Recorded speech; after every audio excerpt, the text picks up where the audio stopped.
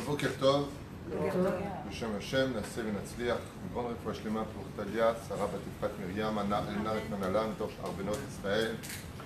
Réfoua shlema pour Morat Mirak de Shabbat Torah, le nom que vous vouliez me donner? Bat Sheva Bat? Bat Stéphanie. Bat Stéphanie. Bat Stéphanie Margot. Stéphanie Margot. Bat Stéphanie Margot, je l'ai dit, hein, je vous promets que je ne me suis pas trompé. Donc,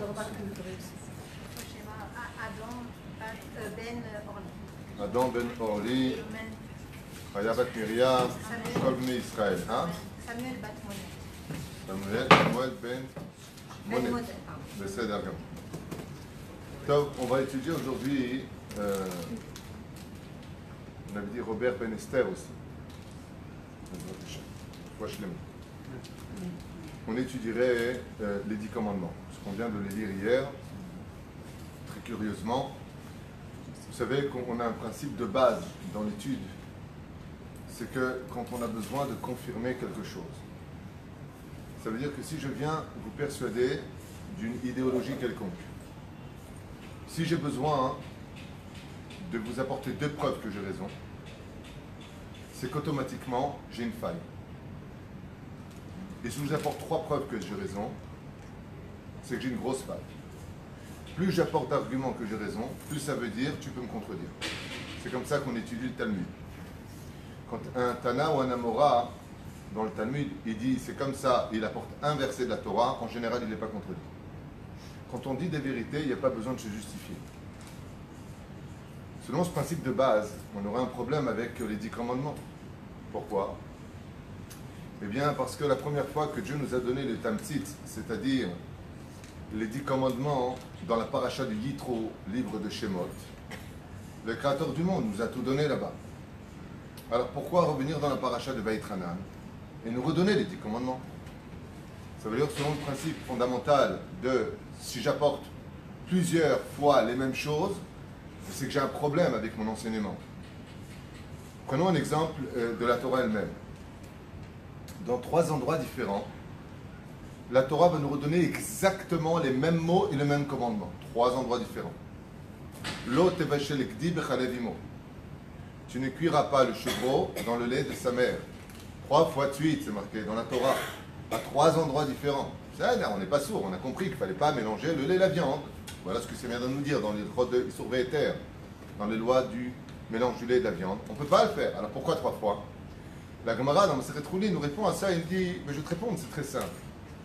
La première fois que ça a été dit dans la Torah, ça voulait parler d'une chose qui n'a rien à voir avec les 2 autres. Ça veut dire quoi? Tu ne feras pas cuire le lait et la viande ensemble. Et la deuxième fois, alors dans ce cas-là, qu'est-ce que tu voulais dire? Tu n'en tireras pas de profit. Alors, même si tu t'es trompé et que tu l'as fait, tu ne peux pas le vendre à un non-juif. Par exemple, tu as fait une super purée à parachi parmanché et tu as oublié que ce n'est pas du lait de soja, c'était du lait de vache.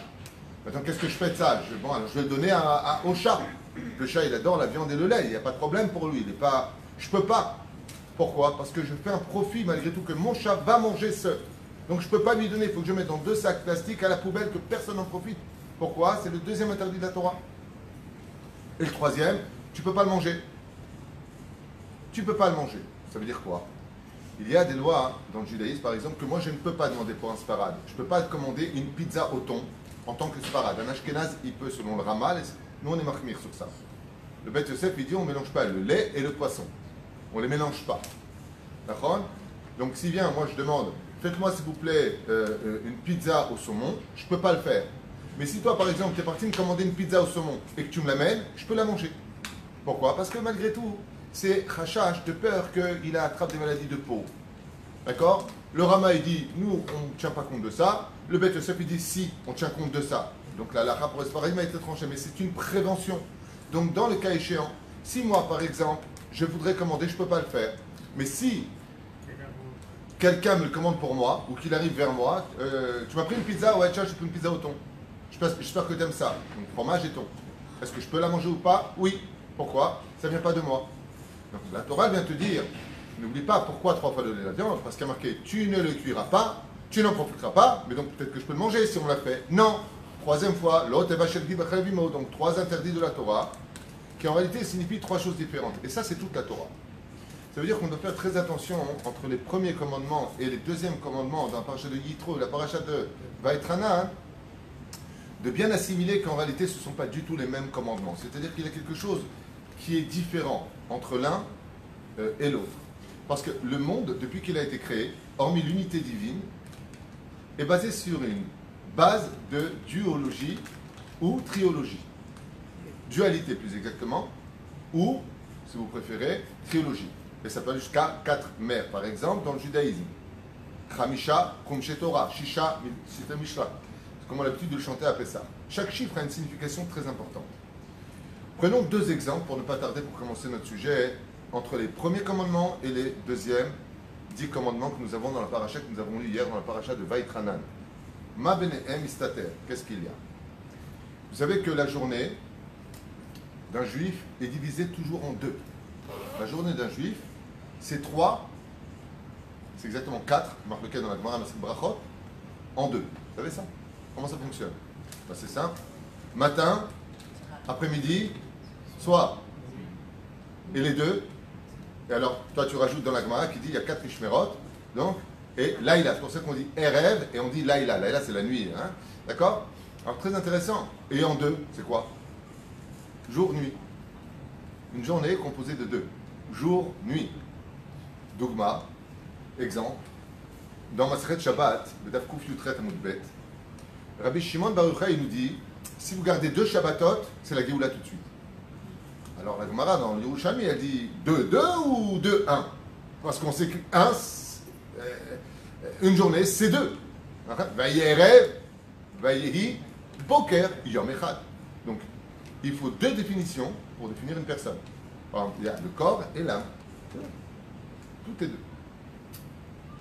Mais qui sont dans l'Yerushalmi, on dit non. En réalité, Rabbi Shimon ne dit pas qu'il faut garder 2 Shabbatot, il dit c'est un Shabbat. Il y a une différence entre Alpisod, le kidouche du soir, et le kidouche du lendemain. Tu fais un kidouche, si c'est une seule journée, il faut faire 2 jours. Non. Il y a le kidouche du vendredi soir et le kidouche à Rabat pour donner l'honneur à la journée de pouvoir le faire. Par exemple, la journée c'est Midata Chesed. Dieu est assis sur un trône de miséricorde, en image.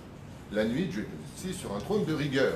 D'accord? Dès que tombe la nuit, c'est la rigueur. C'est pour ça que les gens sont beaucoup plus sensibles à la douleur d'une maladie quelconque la nuit que le jour. On vient visiter un malade le jour, pas la nuit. Parce que la nuit, il a besoin de se retrouver face à lui-même parce qu'il est dans des souffrances. Parce que c'est Midatadin qui pénètre le domaine de l'atmosphère dans lequel nous vivons. D'accord? Et bien de la même façon, pourquoi je vous ai parlé du jour et de la nuit? Parce qu'il faut savoir que dans les 10 commandements de la paracha de Yitro, donc les premiers 10 commandements qu'on a l'habitude de lire à Shavuot, eh bien ce sont les commandements qui s'adressent au jour.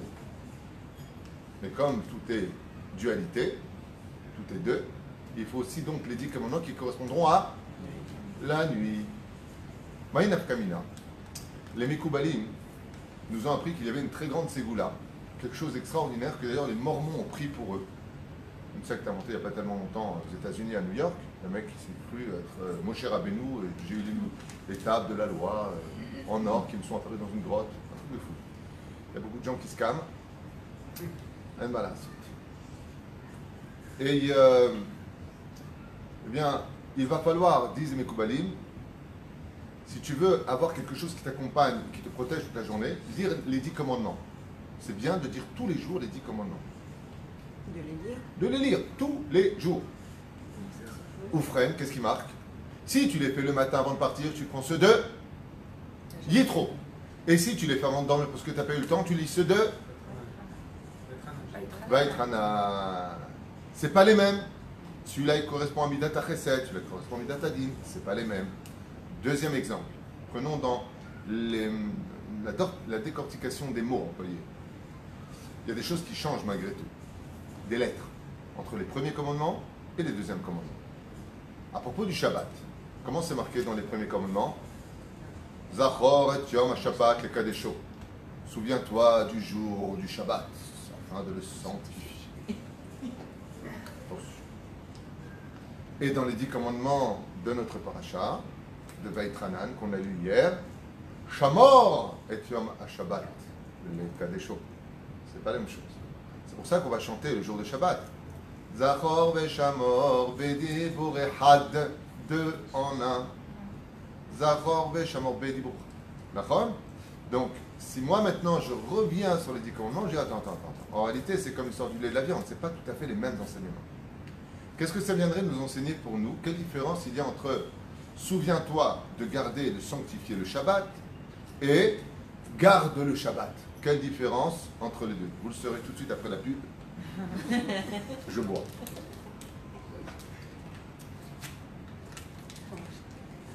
Mon petit déj. Ça vous intéresse ce qu'on fait maintenant? Bien sûr. Atshuva et Pshuta. Toute la semaine, nous avons une mitzvah tassée de Oraita, une mitzvah de la Torah, une ordonnance, homme comme femme, de nous souvenir et d'attendre le Shabbat. C'est pour cela que les Chachamim nous ont instauré tous les matins, à la fin de la prière, de réciter le jour dans lequel nous sommes. Et ce jour ne peut exister si on ne se met pas en tête que Shabbat doit être désiré, attendu, espéré.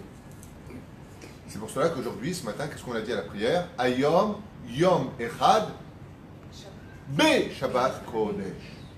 Ou Be Shabbat. Parce que les jours de la semaine n'existent que pour arriver à Shabbat. Ça veut dire que si on a le mérite de 6 jours, c'est parce que ces 6 jours ne sont que le panier dans lequel va reposer l'essence même de toute la semaine, celui qui lui donne le cœur, donc la vie, c'est le Shabbat. C'est pour cela qu'on citera le Shabbat. Shabbat Makor Aberacha. Elle est la source de bénédiction des 6 jours qui viendront. Car je ne peux pas déposer quelque chose si je n'ai pas où le déposer. Le Chol n'est autre que le socle, le panier, le réceptacle dans lequel je vais déposer toute la valeur de mon judaïsme. Et la valeur du judaïsme, c'est le Shabbat. Par excellence. C'est l'identité de notre peuple. De la reine. Si maintenant je suis dans avant Shabbat, d'après vous, est-ce que je dois être Shomer Shabbat ou est-ce que je dois être souviens-toi de Shabbat? Donc, Zachor, c'est bien parler de avant l'entrée de Shabbat. Maintenant, quand je suis dans Shabbat, je dis Zachor et Shabbat ou Shomer Shabbat? Ça parle du deuxième commandement. Shamor et Shabbat. Et là, j'aimerais rentrer dans une dimension extraordinaire du judaïsme. Le principe de la création divine est basé sur une base fondamentale qu'on appelle tout ce qui a une entrée a automatiquement une sortie. C'est le principe de base. C'est pour cela que tout ce que vous ferez dans votre vie vous échappera automatiquement par une sortie. Prenons des exemples basiques avec tout respect que je vous dois, c'est juste pour les donner. Vous buvez, ça ressort. Vous mangez, ça ressort. Vous gagnez de l'argent, ça ressort vite. Vous avez remarqué ça? Tu viens dans ce monde, tu repars. Tout ce qui a une entrée a automatiquement une sortie. Sauf une chose. Il n'y a qu'une seule chose dans ce monde que Dieu a créé qui n'a qu'une entrée qui ne cesse de grandir sans jamais sortir. Sauf si tu l'as fait sortir. C'est le monde des mitzvot et de la Torah.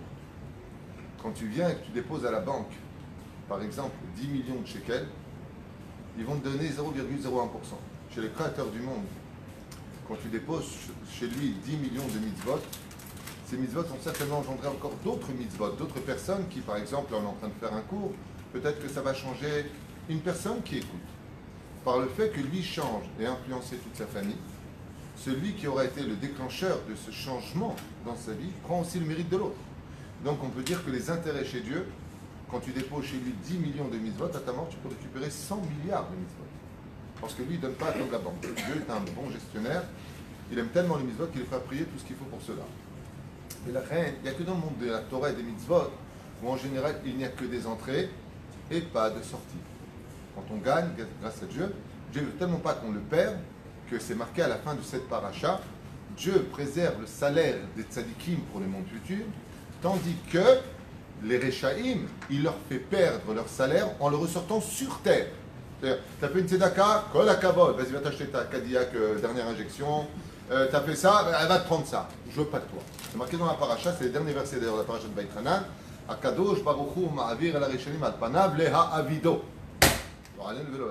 Dieu il dit, je donne au rachat tout ce qu'il a besoin sur terre, rien que pourquoi les ha'avidot. Donc quand il viendra après la mort me dire donne-moi mon salaire, on lui répondra Habibi, je t'ai déjà donné. Ah mais j'ai soutenu une yeshiva, t'as une village hier. Et alors Après, les ha'avidot.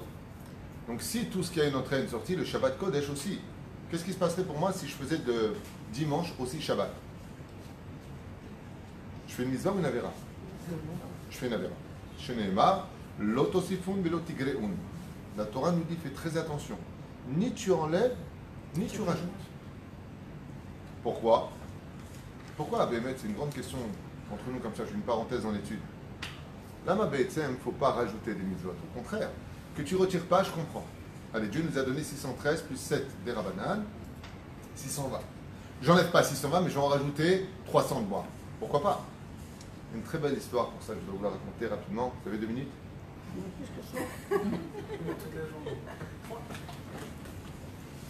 Une fois, on raconte qu'il y avait un homme qui était extrêmement radin, mais extrêmement radin. Il calculait tout. Et il vivait à côté d'un voisin qui était extrêmement pauvre. Et un jour, le pauvre, il en a eu marre parce qu'il dit « Mais je ne comprends pas, il est multimilliardaire de l'autre côté. » Et jamais il aide, jamais il pose des questions, jamais il s'inquiète pour le Shabbat. Et un jour, il est venu le voir et il lui a dit « Est-ce que vous n'auriez pas une spatule en bois à me prêter, s'il vous plaît ?» Il lui a dit « Une spatule en bois ?» Il a réfléchi comme ça, il a dit « Bon, ça coûte quoi ça? 2 shekels. 2 shekels. Bon, comme ça, il aura une bonne image de moi, celui-là. » Il lui dit « Voilà, je vous la prête, mais faites très attention. Hein. Vous me la rendez quand? À quelle heure? Quel jour? » Il lui a dit « Demain matin, à 10h, allez chez vous. Demain matin, à 10h, je serai devant la porte. » Le lendemain matin, il vient à 10h, il lui apporte la spatule, propre, nickel, et il lui donne une petite spatule, la même en tout petit. Il lui dit « C'est quoi ça? » Je ne sais pas. Je l'ai mis, j'ai nettoyé de côté, le lendemain matin, elle a accouché d'une petite spatule. Alors, comme vous me l'avez prêté, je vous rends ce qui est ressorti d'elle. C'est ce que dit la halakha. Ouais. Par exemple, si tu prêtes ta poule à quelqu'un et qu'elle a pondu des œufs, quand tu récupères ta poule, tu récupères aussi les œufs qui vont avec. C'était ta poule. Le riche comme ça, Kamtsan, qui est très très avare, il est très content, il lui dit « Ah ben c'est une bonne chose. Ah, je lui prête et j'y gagne. » Le lendemain, il vient le voir, il dit « Est-ce que vous n'aurez pas par hasard une marmite ?» Une marmite. Eh bien, tu sais quoi, je vais te prêter ma marmite. C'est dur pour moi, mais je vais le faire. Le lendemain matin, à 10h, il arrive avec une marmite, il ouvre le couvercle, qu'est-ce qu'il va dedans? Une petite marmite. Il lui dit « Qu'est-ce qui s'est passé ?» Je ne sais pas. Elle est tombée enceinte cette nuit et elle a accouché d'une petite marmite. Et ainsi donc, à la fin, il vient le voir, le pauvre, il lui dit « Écoutez, j'ai vu par la fenêtre que vous aviez une menorah en or, un chandelier magnifique en or. Et ce soir, je reçois, vous savez, pour le mariage de ma fille, les beaux-parents. J'aurais voulu quelque chose qui marque un petit peu qu'on est... Voilà, on a au moins quelque chose à la maison. Oh, mais pas de problème. Mais Kev, alors demain à 10h, on est bien d'accord? Oui, demain matin à 10h. Et le lendemain matin arrive, 10h10, 10h30. Le Kamsan, il est comme un fou. Là. Il est comme un fou. Il regarde sa montre, il ne dit c'est pas possible. À 11h, il tape à la porte du pauvre et il lui dit « Hey, il est déjà 11h. La menorah, elle est où ?» Il dit « Quoi, vous n'êtes pas au courant ?»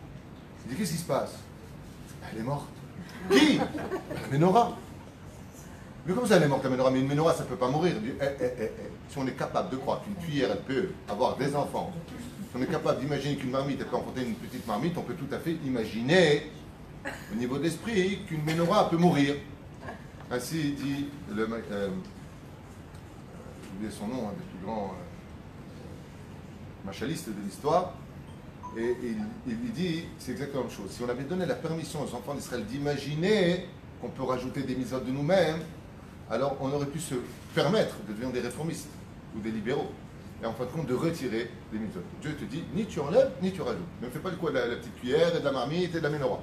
Ah, c'est ça, ce que je t'ai donné, Zébé, Shlemou. D'accord? Quand quelqu'un est marmien, quelqu'un il fait, d'une certaine façon, il rajoute pas. On va y arriver. Je vais expliquer ça très brièvement, mais on va y arriver, dans les 10 commandements. Regardez. Toute la semaine, on doit s'efforcer d'accomplir Shabbat avant qu'elle ne rentre dans l'heure. Le Madavar Domé. Vous savez que le Shabbat, c'est le mariage entre le peuple d'Israël et le Shabbat. C'est pour ça qu'on dit Boïkala et qu'on vient habiller les femmes, vient habiller des plus beaux vêtements qu'elles aient, et l'homme vient habiller comme un Khatan. C'est très important de venir le Shabbat habillé en costume. C'est une choupa. Boïkala, Boïkala, Boï, Shabbat, Malketa. C'est-à-dire, donc on est dans cette situation de recevoir le Khatan et la Kala. Imaginez un petit peu que la Kala, elle est présente, le rabbin il attend pour les marier, et le mec il est juste de l'autre côté là-bas, il regarde la choupa, il regarde sa femme, et puis il a du mal à venir. On lui dit, il a du mal à venir. Alors on dit, dis-moi, il y a un problème, tu te remets en question? Il dit, ça va, on avait dit qu'on commencerait exactement à 19h. D'accord, mais qu'est-ce que tu fais? Ben, je suis en train de finir une série sur mon portable. Comment elle serait la Kala? Énervée, à mon avis, à la nuit le mariage. Ainsi, il y a marqué Zachor et Yom HaShabbat. Quand tu es amoureux, tu viens toujours avant l'heure. Parce que tu as hâte d'être avec l'autre. La reine Zachor et Yom HaShabbat veut dire fais rentrer le Shabbat avant l'heure. Montre que tu es pressé. Goûte les plats du Shabbat pour dire combien j'ai hâte de manger les aliments dans lesquels l'âme du Shabbat, qu'on appelle les épices du Shabbat, sont introduits à l'intérieur pour avoir midga'agea, zezachor. Maintenant, est-ce qu'on a une mise de sortir Shabbat juste à l'heure ou d'attendre encore un peu? D'attendre. Donc, Shamor, et Yom HaShabbat. Les premiers commandements, on vient de te dire Zachor. N'attends pas que Shabbat y rentre, ça y est, c'est rentré, c'est bon, on peut faire rentrer Shabbat.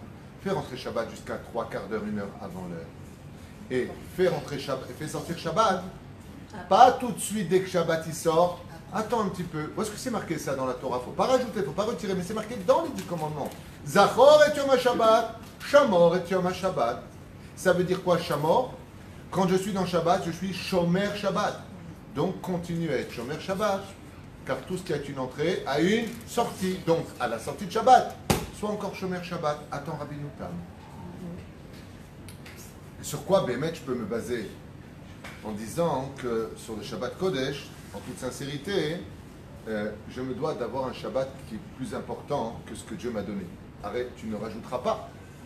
Eh bien, c'est marqué explicitement dans le Kiddush de samedi midi que vous faites.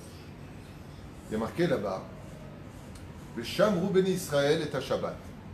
Traduisez, le Shameru, vous garderez le Shabbat, est à Shabbat. La Asot est à Shabbat. Et vous ferez Shabbat. Si je suis chômeur, je le fais. Pourquoi une redondance? Alors au niveau du Pshat, ça se traduit par Mizvot Aseh, Mizvot Lot Aseh. Par exemple, le Shamru, Dieu nous met en garde sur attention, sois chômeur, ne fais pas d'interdit. La Asot, il faut faire ça. Donc c'est une mise positive et négative. Très bien, ça on l'a compris. Mais au niveau du Pshat, si je suis chômeur Shabbat, imagine il y a une personne. Vous êtes chômeur de Shabbat, Valérie? Oui. Et vous faites Shabbat? T'es teubé ou quoi? C'est comme si tu dis femme de ménage, quoi, ou monter en haut, ou descendre en bas, c'est des redondances. Si je te dis que je suis chômeur Shabbat, c'est que je fais Shabbat. Alors pourquoi tu dis Béchamou? Dans le Sefer Imrecha, il répond à cette question, il dit quelque chose de nifla. J'avais déjà enseigné à l'occasion, mais je reviendrai aujourd'hui dessus, puisque je voulais prendre cette parenthèse et cet exemple pour nous éveiller à l'étude. Dieu nous a donné les Shabbats qu'il nous a donnés dans l'année, c'est-à-dire 53 Shabbats à 54 Shabbats dans une année que lui nous a ordonné de faire.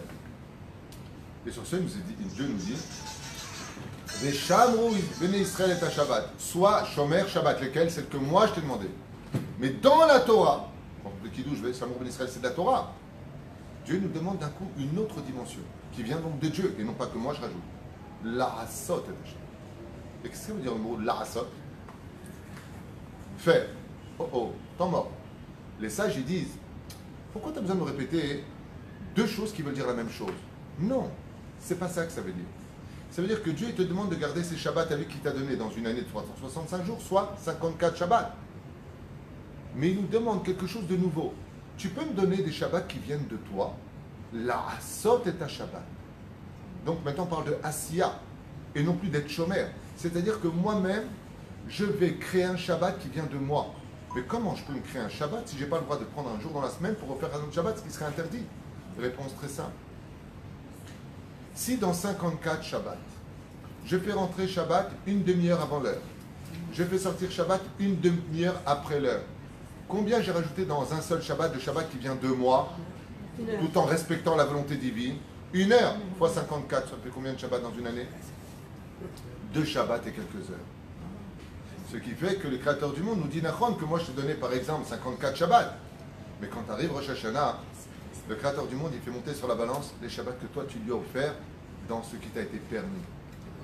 Ça veut dire que si je fais rentrer Zachor et Yom HaShabbat et que j'accomplis le deuxième des 10 commandements dans la paracha de Veitranan, Shamor et Yom HaShabbat, Yotze que je fais rentrer Shabbat un peu avant l'heure, je fais sortir Shabbat un peu après l'heure, ce qui me fera 1 heure rajoutée de ma volonté sur les ordonnances divines. Sur une année entière, j'ai fait 2 Shabbats et quelques heures que j'offre de moi-même à Dieu tout en respectant. Ne rajoute pas et ne retire rien de mes mitzvot. C'est ça? Karmouva.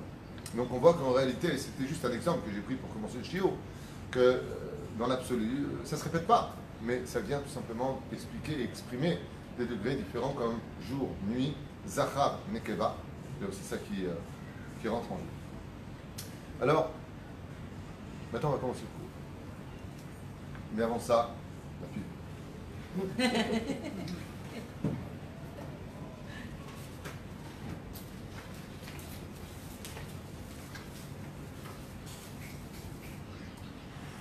Je vais vous poser une question, chers amis. Betsem, pourquoi le Créateur du monde ne nous a pas fait descendre les tables de la loi sur une seule table? Pourquoi? Arrête, Moshe Rabbeinu alav shalom, il aurait dû lui faciliter la vie. Déjà 40 jours et 40 nuits dans le ciel, sans boire et sans manger, c'était pas évident. Pourquoi lui donner dans ce cas-là 2 tables de la loi? Arrête, si toute la Torah est unique, on a bien un Sefer Torah. On n'a pas un Sefer Torah pour l'homme et sa relation avec Dieu, et un autre Sefer Torah entre l'homme et sa relation avec son prochain. Ouais, Aslam. Il y a beaucoup d'explications qui pourraient être données, je vais en donner 2 pour aller vite, pour ne pas m'attarder sur le sujet. La première explication, c'est comme on vient de le dire, il n'y a pas de possibilité d'avoir une relation entre l'homme et son prochain, et entre l'homme et son créateur, du même niveau. C'est impossible. La relation que toi tu as avec une personne, ça ne peut pas être la même que toi avec Dieu. Pour 2 raisons simples. Le dialogue est réciproque avec une personne, tu le vois à quoi il ressemble, il y a quelque chose qui se partage. Avec Dieu, c'est une émouna intérieure. Tu sais que Dieu t'écoute parce que c'est ancré en toi. Mais dans le tachles, des fois, on peut nous poser des doutes, une personne peut dire, bon Hachem, tu m'écoutes, tu m'écoutes pas, je n'ai même pas de signe, donne-moi un signe. On a besoin d'eux. Donc, nous avons 2 tables au niveau du pshat parce qu'il y a les commandements entre ce que Dieu te demande de faire et de ne pas faire. Et il y a la relation entre l'homme et son prochain.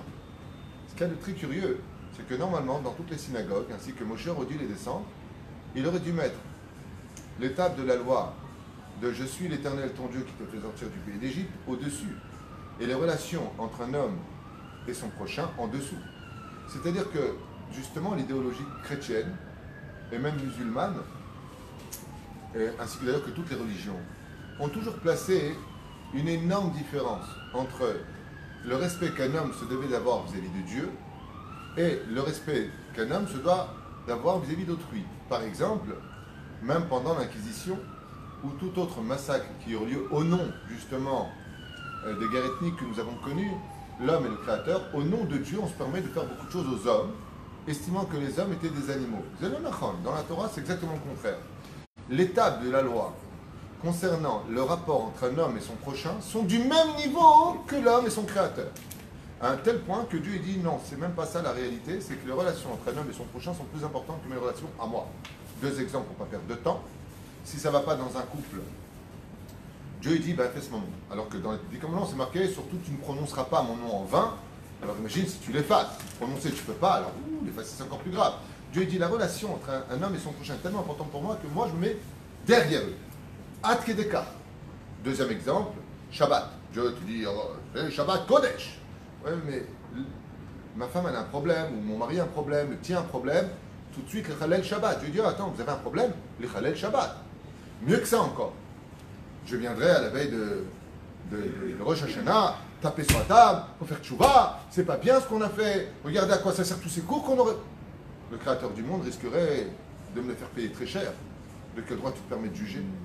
De quel droit tu te permets comment dire, de les insulter? De quel droit tu te permets de regarder leurs défauts alors que moi je ne vois que des qualités, comme le dit Bil'am? Un peuple qui ne faute pas, un peuple unique. Alors je fais un Dvar Torah, mais mes Dvar Torah et mes remontrances ont le droit d'exister à une condition, où je reste dans le respect de l'autre. Dieu nous dit on ne construit pas une mitzvah sur le dos d'une avéra. Tu n'as pas le droit de détruire des gens sous prétexte que tu veux les construire. Ça t'est interdit par la Torah. Il n'y a même pas de mahloket là-dessus. Mais la reine, tout celui qui humilie une personne en public, qu'est-ce qu'il dit Dieu? Je veux pas de toi, il lui dit. Je veux pas de toi à côté de moi. Mais Hachem, je me suis battu pour toi. C'est toi que j'ai voulu honorer. Dieu te dit, abruti, tu sais bien que les tables, elles ne sont pas en dessous. Elles sont l'une à côté de l'autre. Ce qui fait que tu ne peux pas rencontrer Dieu si tu n'es pas social. Il n'y a pas de social. Ça, c'est bon pour les curés dans leur monastère. Celui qui vit en autarcie dans son monde. C'est bien. Ou alors, dans l'islam, sans les critiquer, juste pour vous expliquer, au nom de Dieu, je vais te frapper, je vais te massacrer, je vais te couper la tête, je vais. Alors que dans la Torah, c'est exactement le contraire. Même dans Masechet Makot, où on parle d'Arba Mitot Beddin, c'est qu'il a assez référé à Masechet Sanhedrin. Ouais. Rabbi Akiva, il dit, si un Sanhedrin met à mort un accusé une fois tous les 70 ans, c'est un tribunal criminel. Waouh! C'est-à-dire que la relation que nous avons entre l'homme et le prochain, c'est ça la relation que Dieu veut exister entre nous. Ce qui fait que si on est tous Shomer Shabbat, Shomer Mitzvot, mais qu'il n'y a pas de hardout, il n'y a pas d'union entre nous, on se critique, on ne s'aime pas, on regarde, le Créateur du monde, il dit, vous êtes sans moi là. Moi, je ne vis pas du tout. Vous avez oublié que juste en face de « Je suis l'Éternel ton Dieu », il y a marqué « Tu ne tueras pas ». C'est-à-dire si tu tues les autres, moi, automatiquement, il y a un problème. Et c'est pour cela que la halakha a fixé quelque chose d'étonnant et d'épatant. Alors, le but idéologique de toute notre Torah, c'est de voir que le positif. Ne vois pas ce qui manque. Vois toujours le positif. S'il manque une seule lettre dans tout le Sefer Torah, qu'est-ce qu'il est? Tout le Sefer Torah. Il n'est pas sourd, on ne peut pas faire pas de bracha dessus. Il dit non, il n'y a pas de bracha. Ça veut dire que si tu crois que parce que tu es Shomer Mitzvot, tu es Besséder avec moi alors que tu n'es pas Besséder avec les autres, toute ta Torah, elle est psoula. Elle ne vaut rien, ta Torah. Parce que la relation entre un homme et son créateur ne se reflète que dans la relation entre un homme et sa femme, un homme et son prochain, un homme et son travail, un homme et sa vie privée. C'est pour ça qu'on dit d'ailleurs qu'un des principes fondamentaux de la Teshuvah, c'est le verset suivant qui dit Bechol derachecha da'eu. Sur tous les chemins où tu vas, tous les chemins où tu vas dans la vie, le chemin de la maison, le chemin de l'amour, le chemin du travail, le chemin de l'étude de la Torah, le chemin du relationnel avec les gens, le chemin de se promener dans la rue, simplement de dire bonjour aux gens, tu dois être un Kiddush Hashem. Tu ne peux pas te permettre de venir changer parce que tu vas retirer une lettre du Kiddush Hashem et toute ta Torah ne vaut plus. Je vous donne un exemple pour que vous compreniez. Est-ce que vous accepteriez d'un coup comme ça, vous venez à une Dvar Torah d'un Rav, on va appeler le Ravagé. Et puis au moment où vous venez prendre le cours, vous entendez ce Rav insulter avec de gros mots mais impressionnants une personne parce qu'il lui a pris sa place. Espèce de, je vais être fils de... Et puis vous arrivez au cours, puis c'est lui qui vient vous enseigner la Torah. Qu'est-ce que vous faites? On se lève? Non. Pourquoi vous resterez pas? Et il est bien son Dvar Torah. Pourquoi non? C'est pas crédible. C'est pas crédible. Toute la Torah est basée sur un principe fondamental qui est justement l'opposé de la philosophie. Où une fois Aristote a dit à un de ses élèves, c'est pas parce que j'enseigne les maths que je ressemble à un triangle. Tandis que dans Pirkei Avot, c'est Hu Haya Omer. Hu Haya Ma Shehu Omer. Nous devons être ce que nous enseignons. Mais un Rav qui fait toujours des réflexions, mais pas en public, pas dans son cours, en parlant des Juifs, celui-là il se lève pas, celui-là il fait pas, celui-là il machin, on reste quand même. Parce que c'est pareil quelque part, mais toujours des... Celui qui, si vous allez, tu parles d'un Rav, quoi, qui ferait quoi? Qui viendrait critiquer... toujours C'est un Rav qui doit faire une grande teshuva. En général, je vais vous dire quelque chose. La Gemara enseigne ça au nom de Rabbi Yossi, pas David Huit. Si un Rav ne voit que des défauts dans ses élèves ou son peuple, c'est parce qu'ils vivent en lui. C'est une généralité connue pas simplement de notre Torah et nos Chachamim, c'est une généralité qui est connue même des psychiatres. Car le fait de voir constamment des défauts chez les autres, c'est parce qu'en réalité, ils sont chez nous. D'où pour ça, la Gemara raconte l'histoire de Rabbi Yossi qui a vu un jour un couple qui s'était rencontré. Et il a eu très peur qu'ils s'embrassent ou qu'ils se tiennent par la main. Qu'est-ce qu'il a fait? Il les a suivis. Et puis en fin de compte, il a vu que quand ils se sont quittés, ils ne se sont même pas touchés. Alors qu'ils s'aimaient. Rabbi Yossi, il est parti, il a parcouru quelques distances. Et quand il a vu qu'ils se sont séparés dans les diligences, chacun a pris une diligence et ne se sont pas touchés, tellement c'est grave de se tenir la main avant le mariage, Rabbi Yossi s'est mis à pleurer. Il a dit quoi? Comment est-ce que j'ai pu avoir un doute sur eux? C'est qu'apparemment, il vit en moi. C'est pour ça que l'Agma nous a fait de cela un très beau proverbe de 2 mots. Aposel, Bemoumo, Posel. 3 mots. Aposel, Bemoumo, Posel. Celui qui voit des défauts, Bemoumo, Posel. C'est ses défauts à lui qu'il exprime chez l'autre. C'est-à-dire que ça peut venir d'une pathologie psychologique qui serait basée sur le fondement de j'aimerais être ce que j'aimerais être, je n'y arrive pas, vous non plus, voilà vos défauts. C'est vider son sac sur le dos des autres. Ma réponse est très simple, il faut les fuir comme la peste. Parce que le problème de ce genre d'enseignement d'abord qui est catastrophique, eh bien c'est que ces gens dégagent une énergie négative et que non seulement ils n'apporteront pas le sourire aux autres, et j'en profiterai pour te dire quelque chose d'important puisque tu as posé la question. Tu sais pourquoi Nina a perdu ses enfants quand Hana a mis au monde ses enfants? Parce qu'elle lui a fait du mal. Ce qui fait que quand tu viens pour remonter des gens à la Teshuvah, fais très attention de le faire avec le sourire et pas avec l'angoisse.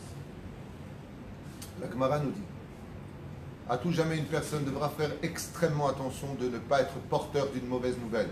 Il faut bien que je lui dise. Ouais, mais le problème c'est que tu vas payer la tristesse que tu vas lui foutre. C'est-à-dire que la personne maintenant, quand tu viens la voir et tu lui annonces une mauvaise nouvelle, tu sais, oh là là, ils viennent te mettre un PV. C'est rien, il n'y a rien de mal. Qu'est-ce qu'elle a fait la personne? Elle a les poules au moment où tu lui dis, les poules que tu viens de lui mettre à cause de ta bouche, tu vas les payer. Est-ce que tu la vexes? Hein? Non, tu ne l'as pas vexé, tu lui as annoncé une mauvaise nouvelle, ne sois jamais porteur d'une mauvaise nouvelle, c'est très connu. Ah, t'as peur que la Gemara va donner des exemples. Papa est mort, le mec il est onen. Comment tu vas lui dire? Ben, Baruch Hashem, maman est vivante. Comme ça dit la Gemara. Tu annonces une bonne nouvelle. Maman est vivante. Qu'est-ce qu'il comprend? Que papa est mort. Mais tu dis pas papa est mort. Bon, il y a des nouvelles qui peuvent tuer. C'est un vieux de 99 ans qui est cardiaque. Il a gagné le loto. 50 millions d'euros. Donc ils ne savent pas comment lui annoncer parce qu'il est vieux, il est cardiaque, 50 millions d'euros, ça peut changer sa vie. Donc ils ont fait appel à un psychiatre pour lui annoncer la nouvelle. Alors, le psychiatre il vient le voir comme ça, il lui dit est-ce que vous avez encore des choses que vous auriez aimé faire dans votre vie?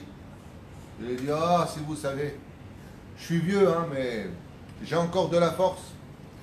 Il lui dit vous avez fait un loto, hein? Il lui a dit ouais, je ne sais pas ce qu'il y a eu. Il lui a dit si je vous annonçais que vous avez gagné 1 million d'euros. Il lui dit waouh, ah ce serait une bonne nouvelle. Ben, je pense que je referai toute la maison de retraite où je suis hein, avec 1 million d'euros. Il lui dit, si je vous annonçais que vous avez gagné 5 millions d'euros, là je prends tout le monde avec moi, je prends un paquebot et je fais visiter les îles Caraïbes à toute l'équipe. C'est magnifique. Et si je vous annonçais que vous avez gagné 10 millions d'euros, là vous allez loin. Oh, je pense que je ferai ça et ça et ça et ça. Et à ce moment-là, le psychiatre, il dit, et monsieur, si je vous annonçais maintenant que vous avez gagné 50 millions d'euros, il lui dit, je vous jure, je vous donne la moitié. Le psychiatre, il dit,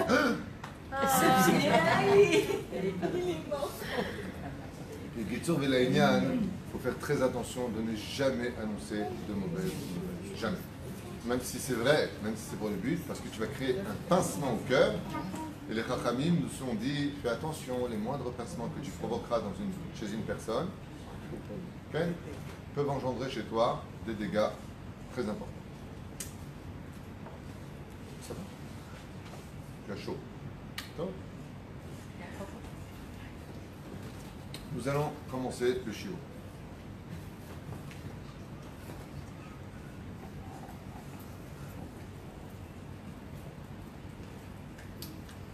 réalité, ce qu'il faut savoir, c'est que les 10 commandements, on l'a enseigné, le Rav David Torjman, sont un miroir. Ce qui fait que s'il y a 2 tables, et pas une table sur laquelle il aurait pu marquer « Je suis l'Éternel ton Dieu » et en face, sur cette même table, « Tu ne tueras pas, tu ne m'auras pas brûlé », c'est parce qu'en réalité, un miroir ne peut se trouver toujours que en face. Ce qui fait que le Créateur du monde, en réalité, n'a donné qu'une seule table, mais une table miroir. Par exemple, si je place un miroir devant moi et que je me reflète, est-ce que c'est une autre entité qui est dans le miroir ou est-ce que c'est moi qui suis dans le miroir? Donc c'est moi.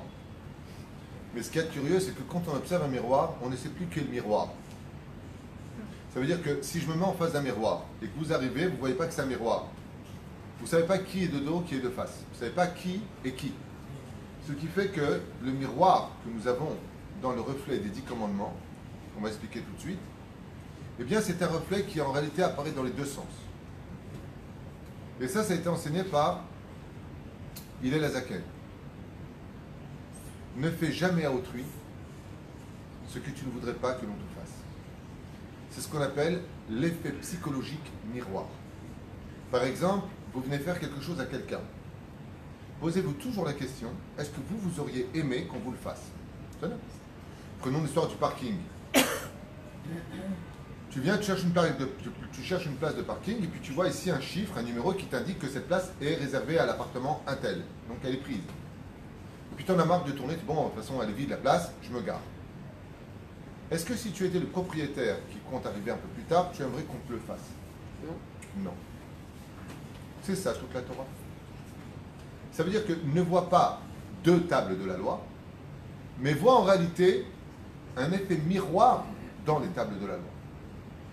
Qu'est-ce que ça donnerait exactement si je faisais un tableau? D'un côté, il y a marqué « Je suis l'Éternel, ton Dieu, qui t'ai fait sortir du pays d'Égypte. Je suis donc l'Éternel, ton Dieu. » Et en face, qu'est-ce que j'aurais? « Tu ne tueras pas. » Si je descends, on va les expliquer après, ne vous inquiétez pas. Tu ne pratiqueras pas d'idolâtrie, tu n'auras pas d'autre Dieu sur ma face. Lo yelecha elokim acherim. Qu'est-ce que j'ai en face? Tu ne feras pas d'adultère, qui est considéré comme étant une des fautes les plus graves de toute la Torah. De l'autre côté, tu ne prononceras pas mon nom en vain. Juste en face, tu ne voleras pas. Honore le Shabbat. Donc, dans le cas échéant, Shamor et Yom HaShabbat. En face, tu ne feras pas de faux témoignages.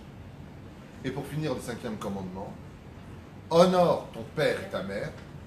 Et en face, tu ne convoiteras pas la femme de ton prochain, ni son âne, ni ses affaires, ni quoi que ce soit. Qu'est-ce que ça veut dire, ce que l'on appelle l'effet miroir? C'est Astechef Natril, Imanosé Azé, pour l'expliquer. Bon, on a dit tout à l'heure, je suis l'Éternel ton Dieu, et Dieu nous dit, tu ne tueras point. Bamé Varim Amourim, de quoi est-ce qu'on parle? Ne tue pas, car derrière toute chose, tu dois comprendre que se cache, je suis l'Éternel ton Dieu. Je vous donne un exemple. Imaginez qu'un facteur vienne taper à la porte, et il apporte un courrier qui lui annonce que les huissiers viennent lui prendre tout ce qu'il possède.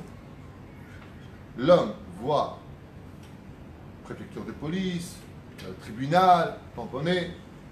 Il prend cette lettre, il se met à trembler, il regarde le facteur, il met une droite. Vous allez tout de suite répondre, si vous êtes présent pendant cette scène, qu'est-ce que vous allez dire au monsieur? Mais il n'y est pour rien. Il n'est que le facteur. Ainsi dit Hachem. Si te montent des pulsions de vouloir tuer quelqu'un, alors n'oublie pas l'effet miroir. Je suis l'Éternel ton Dieu, qui t'ai fait sortir du pays d'Égypte.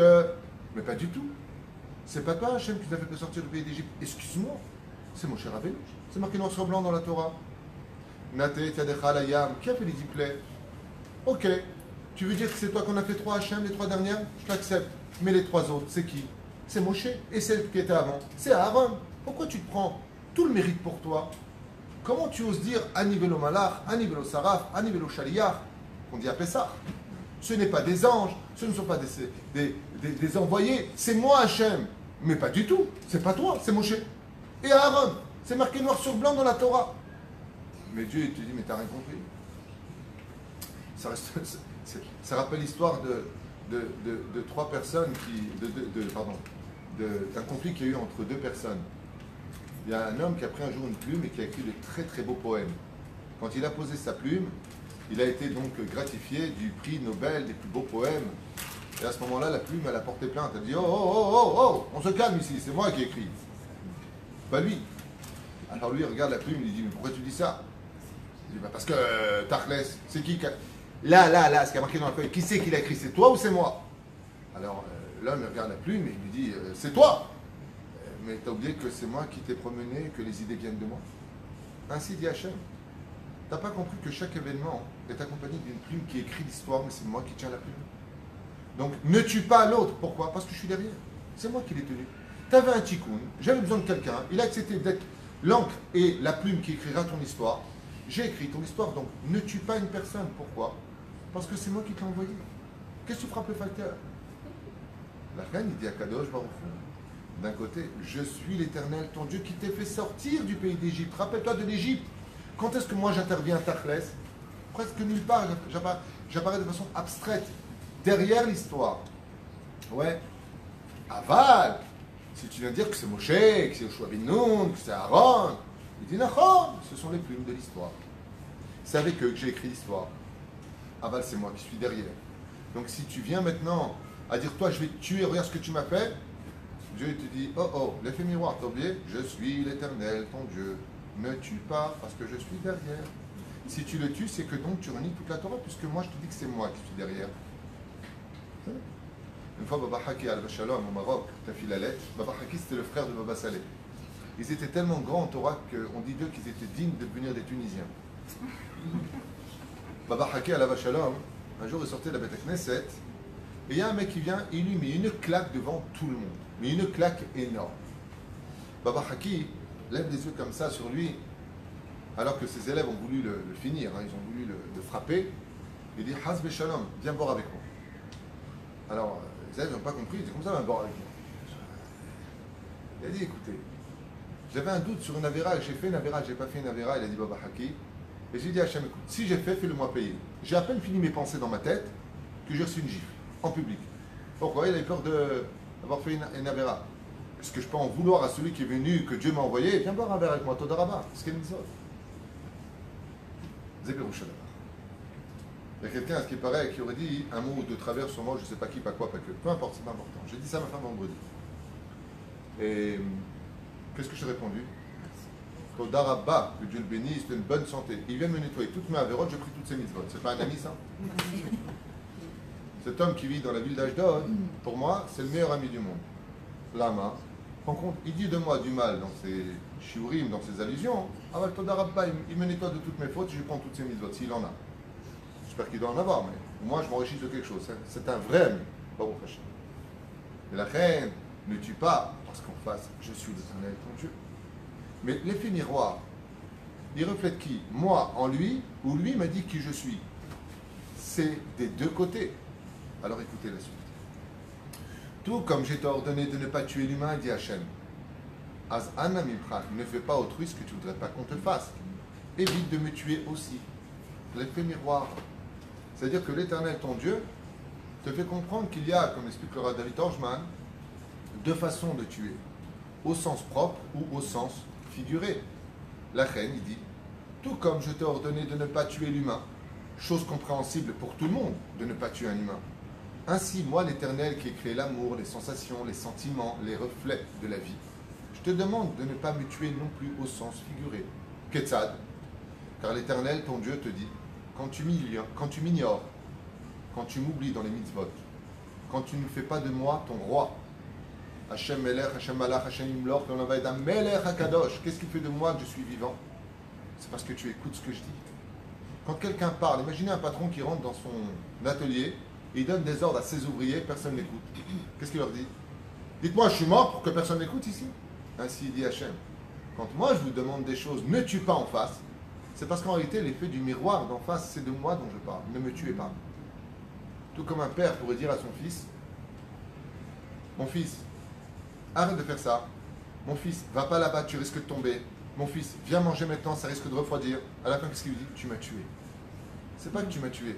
C'est que si ma parole n'a pas de valeur à tes oreilles, ben il y a que les morts qui ne parlent plus. Donc c'est comme si je suis mort. Ne me tue pas. Car Omer Akadosh Baruch. Autre notion, ne sois pas ingrat vis-à-vis de moi, car je t'ai fait sortir du pays d'Égypte. Si je ne t'avais pas fait sortir du pays d'Égypte, tu aurais des coups de fouet, tes femmes seraient violées, tu serais un esclave pour l'éternité. Ne sois jamais ingrat vis-à-vis de moi, car s'il y a une chose qui peut tuer une personne à l'échelle humaine, c'est l'ingratitude. Une femme qui a été mariée avec un homme et qui s'est donné corps et âme pour lui, ou le contraire, un homme qui est marié avec une femme et qui s'est donné corps et âme pour elle, et qu'elle lui rend mal, vous verrez que les deux auront la même phrase. Et ce n'est pas une phrase orgueilleuse, c'est une phrase qui sort d'un coup de couteau dans le cœur. Après tout ce que j'ai fait pour toi, je me suis sacrifié, je t'ai donné des enfants, j'ai pas dit un mot, tu sors avec tes copains le soir, tu rentres tard, j'ai pas le droit. Et c'est comme ça que ça finit.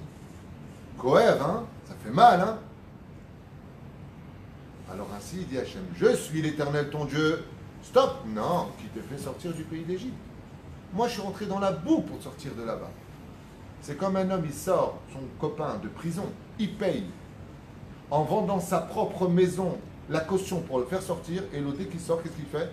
Il lui crache au visage et il le frappe. Ainsi dit Hachem, ne sois pas ingrat vis-à-vis de moi.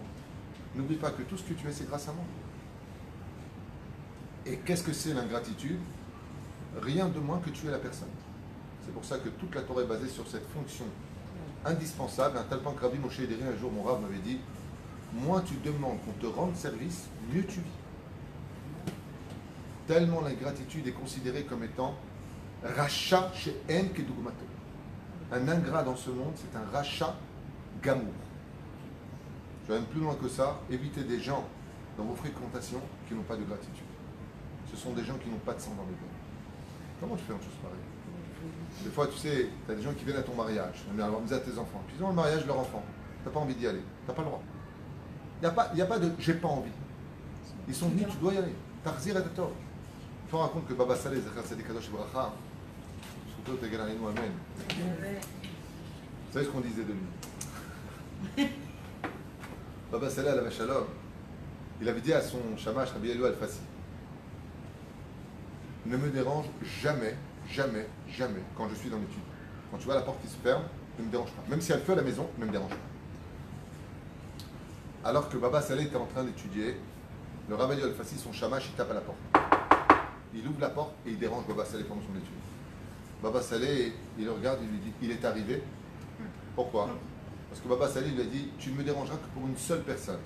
Si tu vois un juif qui vient de Londres, ouais, et qui tape un jour à cette porte, quoi que je fasse, même si je suis dans l'étude de la Torah, va me déranger. Et le Rabbi Al-Fassi lui dit, Ken, Nafon, il est arrivé. Baba Saleh pose son livre d'étude, il se lève, parce qu'il étudiait sur quelque chose de bas comme ça, et il descend en bas, et il le serre dans les bras, il lui tient les mains, Shalom Aleichem, il l'installe lui-même. Le Rabbi Al-Fassi lui dit, je vous prépare le thé au Nana Shiba, il faut boire des choses Shiba, avec des gâteaux, et Baba Saleh lui dit, tu touches à rien. Il va Baba Saleh lui-même dans la cuisine, il met le koum-koum, il sert, il prend le plateau lui-même, il met les gâteaux et il lui apporte. Il passe quelques instants avec lui, il le raccompagne en le bénissant et il retourne à son étude. Le Rabbi Al-Fassi lui a posé une question à Baba Saleh, il lui a dit, Makara, je suis shamash, pourquoi vous avez fait ça? Il lui dit, ça fait 20 ans, j'étais chez cet homme, il a aussi des serviteurs. Il a dit, je ne donne pas la mitzvah. Il s'est levé lui, il est parti préparer le thé au nana, il est parti mettre les gâteaux, il me l'a apporté. Ça fait 20 ans que je pleure le créateur du monde. Et Bono Shalom, amène cet homme chez moi que je lui rende. Je veux lui rendre. Je veux lui rendre. C'est un homme riche qui aurait pu dire, donnez. Il a voulu faire la mitzvah. Ainsi, j'ai voulu lui rendre, mesure pour mesure. C'est ça qui a fait Baba Saleh ce qu'il était. Pas simplement le Mekubal Atsoum, l'homme de la parole Kadosh. C'est sa conduite de gratitude. Donc le Créateur du monde te dit, je suis l'Éternel ton Dieu qui t'ai fait sortir du pays d'Égypte. Ne me tue pas. Tu me dois tout. Je t'ai donné la vie. C'était pour le premier reflet des 10 commandements. Deuxième, tu ne pratiqueras pas d'idolâtrie et en face, tu ne feras pas d'adultère. Personne ne doit exister, dit Hachem, entre nous. Dans l'islam, vous avez Mohamed qui a pour un rôle d'être l'intermédiaire. Chez les chrétiens, vous avez Jésus qui a pour rôle d'être l'intermédiaire. Dans le bouddhisme, vous avez Bouddha. Et dans les autres religions, vous avez les gourous qui eux-mêmes s'instaurent le titre de demi-dieu ou voire Dieu dans certains cas, comme les Mormons et autres. Dans le judaïsme, c'est Israël. Quand j'écris le mot Israël, c'est les lettres du mot Yachar El. Il n'y a pas d'intermédiaire entre nous. C'est Baruch Ata Hashem. Il n'y a pas de Baruch Ata Moshe, Shenatata Lanu Torat Hashem, Beyadenu. C'est Baruch Ata Hashem, Shema Israël Hashem. Il n'y a pas d'intermédiaire entre nous. Donc le Créateur du monde, il te dit, pratique pas l'idolâtrie. Et qu'est-ce que ça voudrait dire de l'autre côté si je pratiquerais de l'idolâtrie? C'est-à-dire qu'au lieu de m'adonner à mon Créateur, je m'adonnerai à mon Yetzer Hara ou à toutes sortes d'autres dieux étrangers, comme c'est marqué dans la paracha de Vaïtranan par la suite.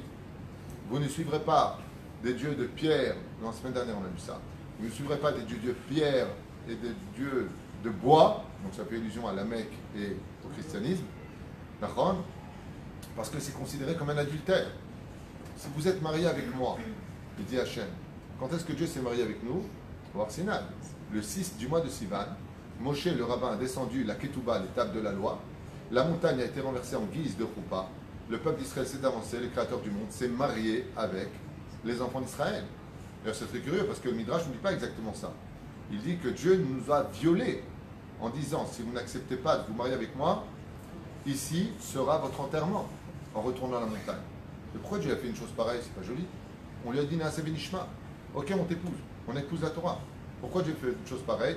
Parce que dans les lois juives, si un homme viole une femme, il a l'obligation de l'épouser, il ne pourra plus jamais la répudier. Donc Dieu, qu'est-ce qu'il a fait? Même si demain on délirait un petit peu, il nous a violés. Ça veut dire qu'il nous a forcé à l'épouser. Ainsi donc, la loi juive lui interdirait de nous répudier quoi que l'on fasse.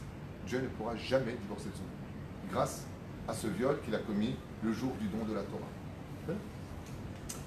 Velachen, personne ne doit exister entre nous, car nous sommes maintenant mariés. Qui accepterait l'idée d'être trompé? Qu'est-ce que ça veut dire pour une femme, pour un homme, si Chaz Veshalom, il apprend que cette personne avec qui il a mis toute sa confiance l'a trompé? Qu'est-ce que ça signifierait pour elle ou pour lui? Trahison. C'est une trahison. Et qu'est-ce qui part automatiquement dans la trahison? Le premier sentiment? La confiance. La confiance se traduit en synonyme par le mot Emouna. J'ai plus d'Emouna en toi. Et quand tu n'as pas d'Emouna, il n'y a presque plus d'espoir. Tu ne fais que des croche-pas dans ta vie et tu pleures à chaque pas. Qui accepterait l'idée que moi je donne tout pour que toi tu donnes tout à un autre? C'est d'ailleurs la pire des choses pour les femmes mariées quand leurs maris ont des maîtresses. La histoire, oui, mais la meilleure place c'est celle de la maîtresse. Parce que la maîtresse, qu'est-ce qu'elle a elle? Les restaurants, les cinémas, les cadeaux.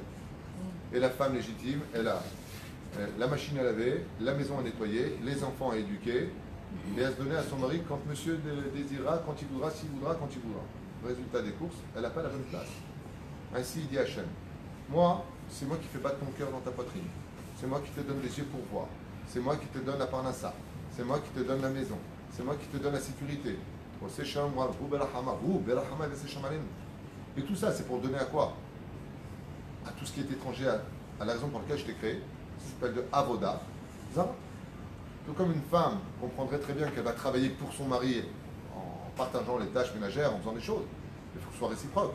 Mais si, par exemple, imaginez que, on ne va pas aller loin, une femme achète une très jolie gourmette à son mari, et lui, il offre cette gourmette à une autre. Ça vous va? Vous avez compris? Donc, fais pas d'adultère. Fais pas d'idolâtrie d'un côté en face, fais pas d'adultère. Ne va pas me donner à l'autre tout ce que je t'ai donné. Je t'ai donné des yeux pour étudier la Torah. Je t'ai donné des yeux pour que tu contemples le monde magnifique que j'ai créé pour toi.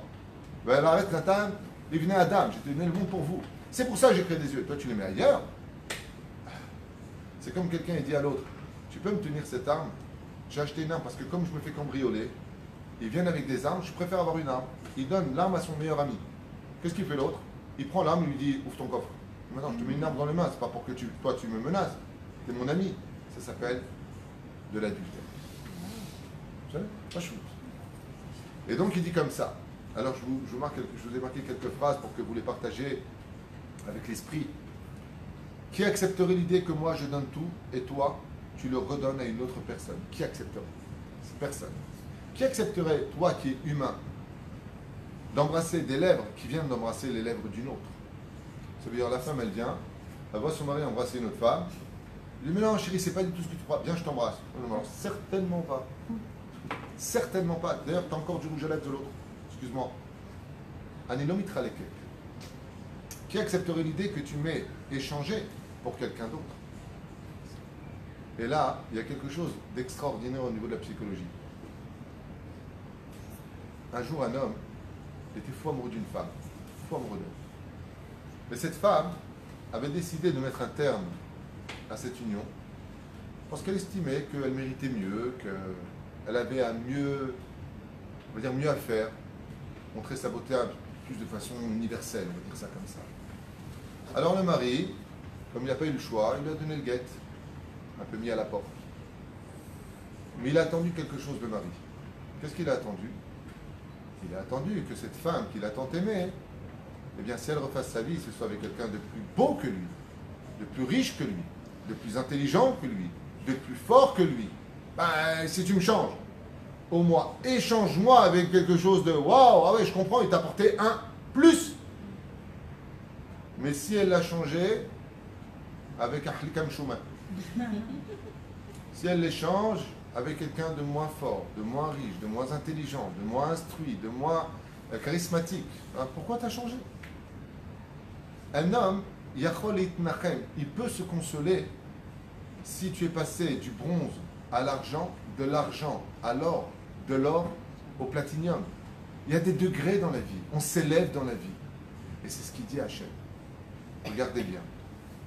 Qui pourrait accepter l'idée du Créateur que tu m'aies échangé pour quelqu'un de plus moche que moi, plus pauvre que moi, plus bête que moi, profiteur, menteur, méchant?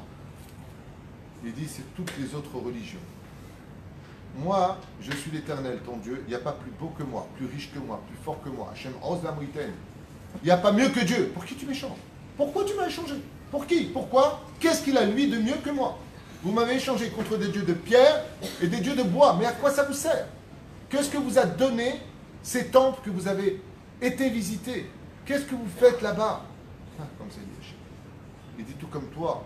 Tu te consolerais, parce qu'imaginez, le contraire aussi, un homme quitte sa femme parce qu'il est tombé fou amoureux d'une femme. Maintenant, tu vas voir l'autre. Et non, attends, tu veux me changer? D'accord, ok, j'ai bien compris. Prends-moi Miss Monde.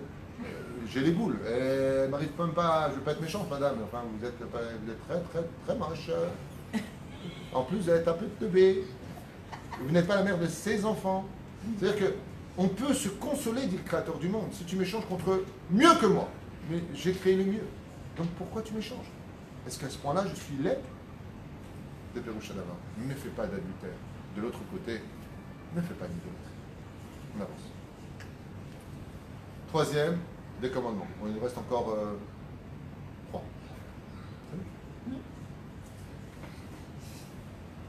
Tu ne prononceras pas le nom de l'Éternel, ton Dieu, en vain.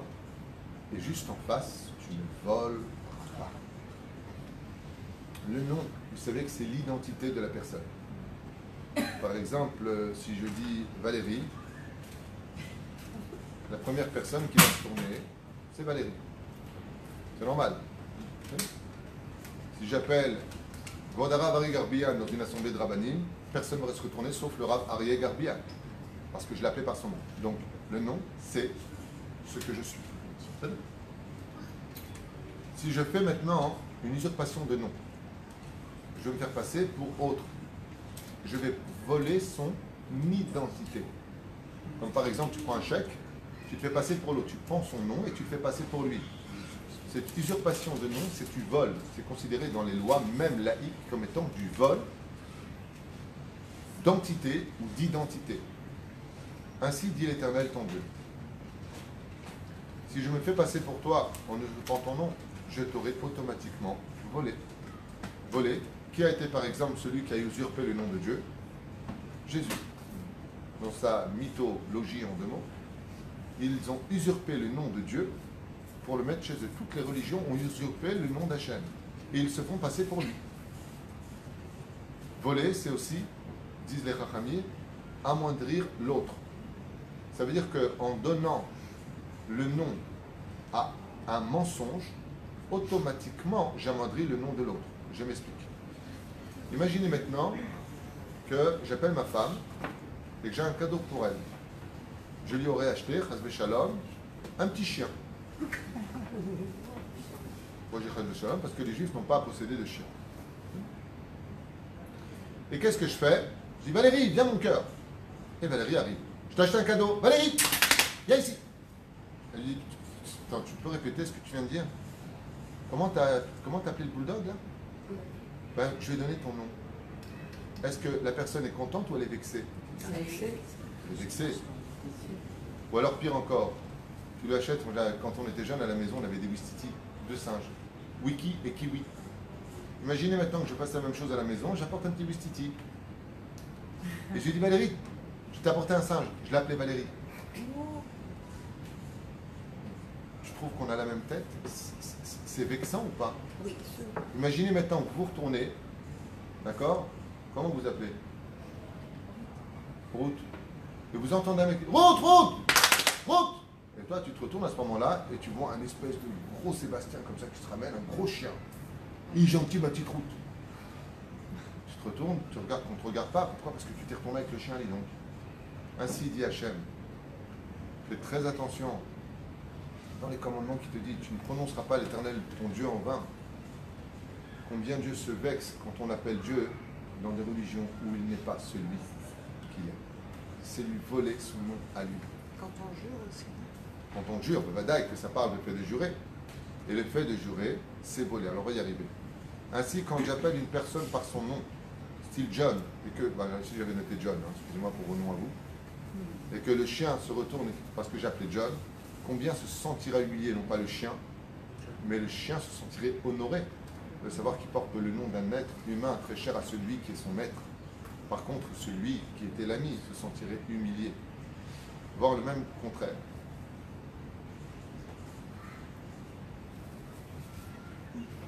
Alors bien sûr, ce que tu viens de dire, tu ne prononceras pas l'Éternel, le nom de l'Éternel ton Dieu en vain.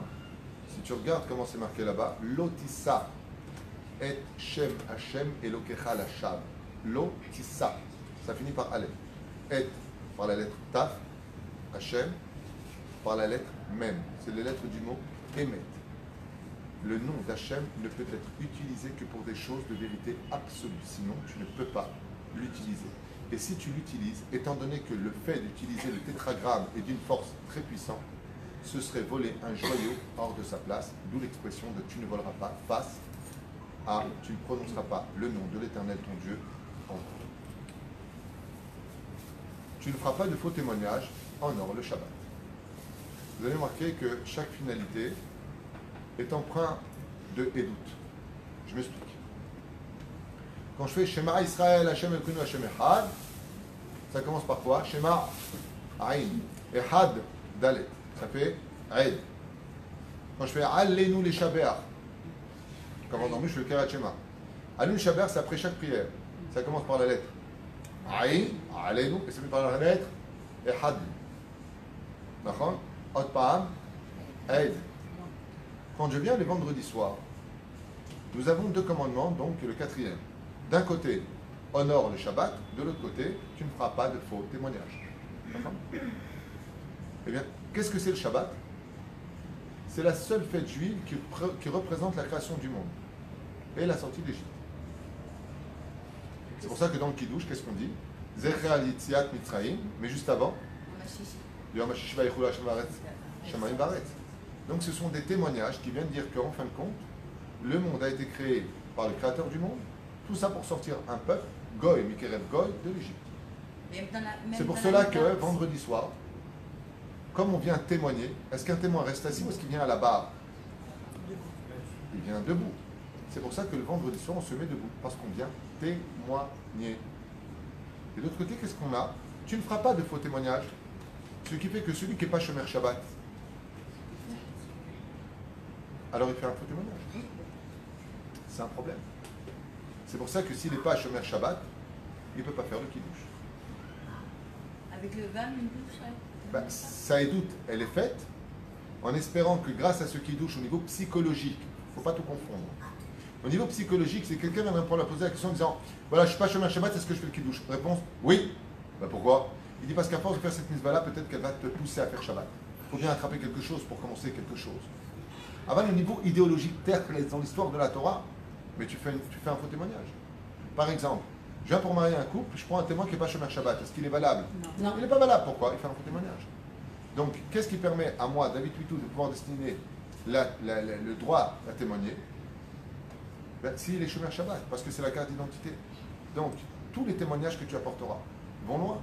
Imaginez une personne qui vient qui dit Shalom, oui, j'étais présent, j'ai témoigné. Vous savez quelle est la première qu'on pose au Bédine? Vous êtes Shomer Shabbat, monsieur? Non, mais quel rapport? J'étais là. Monsieur, vous ne pouvez pas être témoin. Vous n'êtes pas solvable. Si vous n'avez pas été capable d'être témoin que Dieu a créé le monde et qui vous a ordonné d'être Shomer Shabbat, qui vous a sorti du pays d'Égypte pour cela, vous n'êtes pas crédible. Si vous n'avez pas peur de Dieu, vous n'avez pas peur de mentir. Donc, tu ne feras pas de faux témoignages. Ainsi donc, le Shabbat, les Juifs viennent témoigner, comme vous avez bien compris, créer le monde en 6 jours. Et le Shabbat, en d'autres termes, on vient le réjouir. Ainsi donc, en pratiquant le Shabbat à ma façon. Alors là, j'ai écrit autre chose. Ça veut dire qu'en pratiquant le Shabbat, oui, je suis Shomer Shabbat, mais je ne suis pas makpid, par exemple, de déplacer des choses, des objets interdits, par exemple. Donc, la Torah vient nous dire honore le Shabbat. Et en face, fais pas de faux témoignages. Arrête, hier soir, tu as pris le kiddush. Donc, tu dois être makpid. Les mad d'avoir nommé. Si je fais un témoignage maintenant, et que toutes les 3 secondes, je me contredis dans ce que je dis, qu'est-ce qu'on me dit? Laisse tomber ton témoignage. Le mec, il dit, je suis Shomer Shabbat. Mais on lui dit, il ne faut pas trier, tu ne peux pas retirer les oignons de ton plat. Ah, ça va, ça, c'est pas la télévision ou la voiture à prendre. On dit, non, il est marqué, tu ne feras pas de faux témoignages. Les témoignages sont ceux qui viennent respecter les 39 travaux du Shabbat, d'où l'importance d'étudier les lois de Shabbat pendant Shabbat, afin de rester un vrai témoin, kasher. Sinon, tu es ambigu dans ton témoignage, et tout celui qui est ambigu dans son témoignage, eh bien, n'est plus solvable pour être un témoin. Il perd son crédit. Et pourquoi il y a des gens qui demandent si on va à la fête Shabbat? Parce que ma fille, elle a fait les chirurgies théorie, ils ont demandé au tribunal, et on a reçu le truc pour aller pour faire dans un gagne. Alors, on a été au tribunal, et le Rav, il a dit, est-ce que... C'est normal, si elle va à la plage mélangée, elle ne peut pas être témoin. C'est une avéra qui est extrêmement grave. Et je finirai avec la dernière, qui est, d'un côté, honore ton père et ta mère, et de l'autre côté, tu ne convoiteras pas la femme de ton prochain et tout ce qu'il possède, car toute la valeur du couple repose sur la procréation, la pureté familiale, comme vous l'avez compris. Un couple marié depuis 10 ans en Eretz Israël qui n'arrive pas à avoir d'enfant, ou il épouse une autre femme sur elle, ou il la divorce et prend une autre femme, c'est la loi, car le but du mariage, c'est les enfants. Donc, il y a marqué d'un côté, honore ton père et ta mère. Quel rapport avec tu ne convoiteras pas la femme de l'autre, car si tu convoites la femme de l'autre et qu'elle se remet en question, tu sépares les parents. Et les enfants restent son père et son mère. Et le respect des parents se retrouve entaché. La fin ne vient jamais détruire un couple marié. Si une femme tombe sur un homme qui est marié, elle le fuit comme la peste. Pourquoi? Parce que si cet homme s'attache à elle et qu'il tombe amoureux, il va détruire son couple. Et ça, c'est un commandement de la Torah. Honore ton père et ta mère en face du miroir. Ne convoite pas. Ne convoite pas, parce que je les ai créés pour qu'ils soient une famille. Mishpechot Adama, il n'y a pas une plus grande valeur dans le judaïsme. La plus grande de toutes les valeurs, ce n'est pas le Beth Midrash. Ce n'est pas la synagogue. La plus grande valeur du judaïsme, c'est la famille. Vous savez qu'à Pipchat, pourquoi le Shabbat nous a été donné? Pas que pour le repos de la reconnaissance et du témoignage. Parce que c'est le rendez-vous familial. Tout est fait. À un tel point que le roi David n'a pas pu s'empêcher de le chanter. Il n'y a pas plus naïm au monde que de voir la famille se réunir. Et tu as une étrangère qui vient, ou un étranger qui vient, et qui dit, si j'avais su qu'un jour, je te rencontrerais, qu'est-ce que tu fais? Cette femme est mariée, qu'est-ce que tu fais avec elle? Qu'est-ce que tu la regardes? Cet homme est marié, qu'est-ce que tu viens? Vous vous rappelez ce qu'on a dit tout à l'heure? Ne fais pas à autrui si toi tu étais sa femme et qu'une autre aurait plus de beauté que toi parce qu'elle lui a pas donné ce que toi tu lui as donné, les enfants et tout ce qui va avec, et de supporter. Ouais. T'aurais aimé qu'on vienne te prendre cet homme. T'aurais aimé qu'une femme vienne te prendre ton mari. La reine Omera Kadosh Baruch Hu, honore ton père et ta mère, ce qu'il y a de plus sacré chez moi, je l'ai mis de mon côté. Et pourquoi Dafka de mon côté? Parce que la situation d'une créature, c'est de reconnaître son créateur. Et pour un enfant, il y a 3 créateurs. Dieu, papa et maman. Donc ils sont du côté des créateurs et non pas des créatures. Dieu fait d'eux leurs associés. La reine, le créateur du monde, te dit, ne viens jamais détruire une famille. Quitte le pays s'il le faut, mais ne détruis pas une famille. La famille, c'est sacré. La famille, c'est l'essence même sur laquelle le créateur du monde veut reposer toute sa Torah. L'effet familial, la mishpacha. Les mishpechotam, les vet avotam. Toute la Torah est basée sur les mishpechotam, la famille de la maison du Père. Ne viens pas détruire ça. Ne sois jamais les bulldozers qui feront des enfants de divorcer pour un égoïsme d'un amour qui vient des forces du mal. Sachez, et je vous le dis à voix haute, comme ça vous le saurez. Si un jour quelqu'un tombe sur ouais mais je suis amoureux. Sache une chose, tout amour qui appartient à un interdit de la Torah vient du côté gauche du cœur. C'est du pur Yetzer Hara. Prends une douche froide, va faire un tour et tout va se calmer. Zemidoraita, parce que Dieu ne demanderait jamais des choses qu'on pourrait d'abord, petit 1, ne pas supporter, et petit 2, c'est là qu'est tout ton challenge. La reine, ne sois pas le stylo qui va gribouiller l'histoire d'une belle écriture d'amour, de famille et d'un couple. En face de honore ton père et ta mère, n'oublie pas qu'il y a marqué tu ne convoiteras pas. Laisse les papas et maman vivre heureux. Ils étaient riches. La reine, toute valeur, et j'ai fini avec ça, il est déjà 12h30. Je vous remercie pour votre présence. Toute valeur du couple repose sur la procréation et la pureté familiale. Au point que le Talmud nous dit, un couple qui a eu le mérite, la Shrina résidera parmi eux, chose qu'on ne verra pas dans les autres mitzvot. Le fait qu'une personne convoite ou s'approprie la beauté, ou même profiterait de son parfum, dans ce cas-là, s'il veut vraiment sentir votre parfum, faites-le sentir le dessous le bras. Écoutez sa voix ou observez ses formes. Il ne respecterait pas et honorerait pas le père et la mère qu'ils se doivent d'être vis-à-vis des autres, car, qu'est-ce qu'il a à faire, qu'ils sont devenus. Car il aura convoité une intimité qui n'appartenait qu'au mari, chez Nehemar, Israël.